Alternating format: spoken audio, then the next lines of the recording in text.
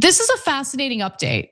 There's been a fascinating update in the Tyler Robinson case. Now, Tyler Robinson is the man suspected of assassinating Charlie Kirk. And the defense attorneys for Tyler Robinson have made a new filing that questions whether the bullet that killed Charlie Kirk actually came from the weapon that Tyler Robinson had his DNA all over. Okay, so the defense attorneys involved say, well, the bullet, there's no evidence that the bullet matches that weapon. Now, based on the forensic evidence that they're, pointing to, it didn't conclude, okay? It couldn't conclude that the fragment of the bullet that they managed to obtain for testing matched the weapon. So let me give you the exact details. I don't want to mess this up because it's a nuanced story and I don't want people to think like, oh, it's definitive. The bullet definitely doesn't match. Tyler Robinson is definitely innocent. I will say this though, I am seeing more and more things come out that I do think will make the prosecution's case a little more difficult because remember the burden of proof when it comes to murder, and the prosecutors are seeking the death penalty for Tyler Robinson. The burden of proof is incredibly high, right? So you basically have to prove without any doubt that Tyler Robinson, carried out this assassination without a shadow of a doubt. So prosecutors have said DNA consistent with Robinson's was found on the trigger of this rifle, the fired cartridge casing and 2 unfired cartridges. So that's where they say they found his DNA evidence. Defense attorneys note that forensic reports indicate multiple people's DNA was found on some items, which they say requires a more complex analysis. And that's fair. I think a complex analysis should be done, obviously, because you don't want to convict the wrong person. But what the defense team wants to review is the bullet that was recovered during Charlie Kirk's autopsy. So Robinson's attorney said in a recent court filing that they have received a summary report from the Bureau of Alcohol, Tobacco, Firearms, and Explosives, ATF, which indicates that the ATF was unable to identify the bullet recovered at autopsy to the rifle allegedly tied to Mr. Robinson. So by the way, the prosecutors have to prove that the rifle is tied to Tyler Robinson. They also have to prove that the bullet fragment that was obtained through the Charlie Kirk autopsy came from the rifle that they discovered, and the rifle was discovered close to the scene of the crime. And to be clear, they're talking specifically about a bullet fragment recovered that could not conclusively be connected to Robinson's gun. Now, prosecutors, by the way, are saying, look, this isn't gonna kill our case because we have plenty of other evidence that we're gonna present. And they might be telling the truth about that. I have no idea what kind of evidence they're gonna present, obviously. But the success of a forensic ballistics analysis largely depends on the size and condition of the bullet fragments, according to an AP correspondent in The Independent. So experts are looking for unique microscopic markings that are left on a bullet as it passes through the gun's barrel. The scratches are like fingerprints in that no two firearms make identical markings. So interestingly enough, the ATF's full report is being kept private. But Robinson's attorneys used snippets and other public documents to confirm the agency was unable to conclude that the bullet fragment was tied to Tyler Robinson's alleged weapon.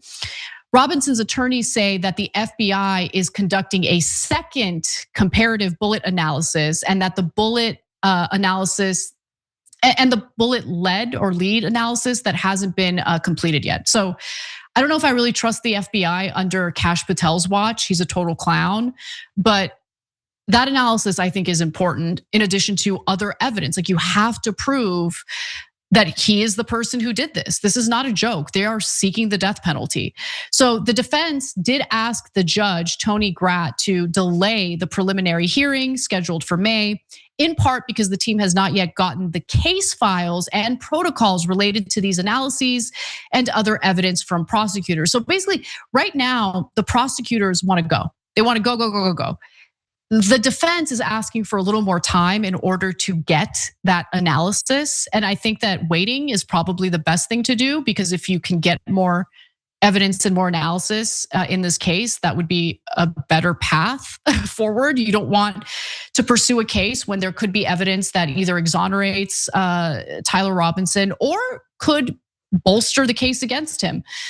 So they wrote in their filing, until the defense receives the case files and protocols relating to these analyses and has had them independently evaluated by its expert, they will not be in a position to assess the reliability of this evidence if either the state or the defense decides to proffer it. Adding that the defense team has devoted and will continue to devote significant resources to processing discovery, including identifying materials not yet received to inform readiness for the preliminary hearing. However, the defense team is realistic, and the comprehensive review required to determine what is missing will take hundreds of hours. So they would like to delay the case till May, until they can get these added analyses for the case. So on March 12th, the defense received 2 hard drives with over 600,000 files from the prosecutors, on top of 20,000 files that they had received previously, which include over 31 hours of audio and 700 hours of video. Obviously, it's gonna take time to go through all that. I would not wanna be a lawyer on this case. That sounds awful to go through. But Robinson's attorneys are arguing that reviewing all of that material will take at least 60 days. And it doesn't seem like the judge has really made a decision about whether he's going to provide more time for the defense attorneys here. But we have to wait and see what's gonna happen. I think people are kind of jumping onto one side or the other of this case of like, it definitely wasn't Tyler Robinson, or it was. I don't know. People are innocent until proven guilty. And the prosecutors claim that they have plenty of other evidence that ties him to the assassination. But what's obviously really important is that we figure out who actually carried out this assassination.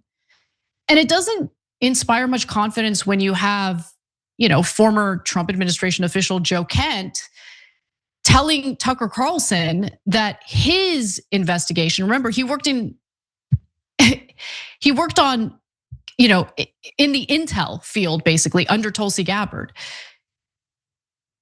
He's the kind of person who should be allowed to look into a case like this, a potentially politically motivated assassination, and he was stopped from investigating any potential like foreign connections to this assassination. Why? If you're not worried about any foreign connections, why not just let him carry out that investigation? I don't really know why that's a problem. Look, I get it. Staying on top of the news these days feels like a trap. Every outlet has an angle. Every headline is designed to get a reaction. And if you're only seeing the story from one perspective, you're probably missing most of what actually matters. To really understand what's going on, you need to see how the narrative is being shaped.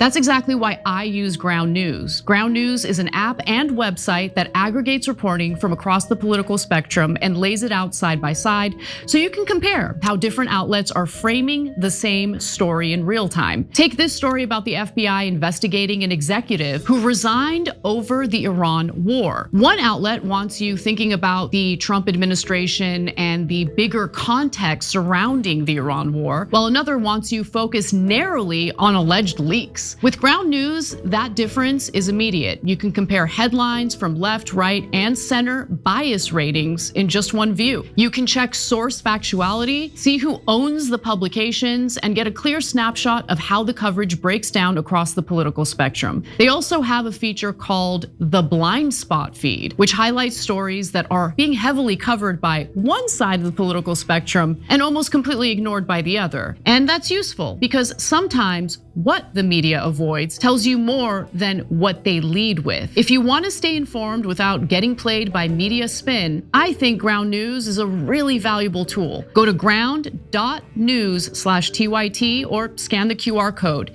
Using our link gets you 40% off the Ground News Vantage plan. Don't let them shape the narrative for you. See the full picture for yourself. But either way, the worst part about all of this is Kash Patel is such a pathetic clown, and the Epstein cover-up was so bad and so pathetic that so many Americans just don't trust these institutions to do a good job in prosecuting these cases. So I don't begrudge anyone who starts to get a little conspiracy brained about this story. I do urge caution because you don't want to start accusing people who didn't do anything wrong of doing things that are wrong, namely assassinating someone. But if you have that high level of that burden of proof in order to convict someone of murder and potentially sentence them to execution, I don't know, these types of updates, these types of filings might make at least one juror, question whether Tyler Robinson is guilty beyond a reasonable doubt. And he could end up getting acquitted. So we have to wait and see. But I did want to give you guys that update. It's been blowing up. A lot of people have been paying close attention to it. Although when I say close attention, I mostly mean the headline where they think, oh, it's definitive. There's no evidence that the bullet was tied to Tyler Robinson's rifle. It was inconclusive. So that doesn't necessarily mean that the bullet definitely didn't come from his rifle. So we're waiting to see more analyses. We'll see what happens. That's basically the story. I'm gonna see if you guys have any more comments for me, and then we'll wrap up. Let's go to, let's see.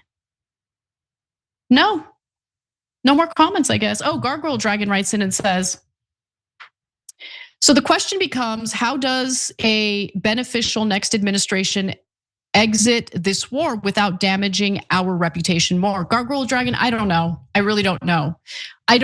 The reason why this is such a terrible situation is because there are no easy answers. And it is a problem that the Strait of Hormuz is effectively closed. I don't want the US to invade Karg Island. I don't want to do more damage to the people of Iran. And I do want the war to end, but it's not up to one person. It's not just up to Trump. And that's why, regardless of what you think about him, Tucker Carlson makes a really, really good point when he says it's a bad idea to enter a war with a foreign country, in this case it's Israel, when you and that foreign country have different objectives, when you have different goals. In the case of Israel, they want the war to keep going. And so if Trump doesn't want that, I mean, haven't you guys noticed every single time Trump messages that he's looking to wind it down, Israel will carry out like an egregious strike on oil facilities, things like that, right? And that escalates the situation. So they're doing whatever they can to keep this war going. And then on top of that, Trita gave me a little bit of hope that the Iranians do have an incentive to eventually engage in some peace negotiations, but it's not just up to the United States and Iran either. That's why our alliance with Israel is really a detriment to our country and to the globe. Having a military superpower cozy up to a country with a belligerent government and military, pretty devastating. So every time you ring the bell below, an angel gets his wings. Totally not true, but it does keep you updated on our live shows.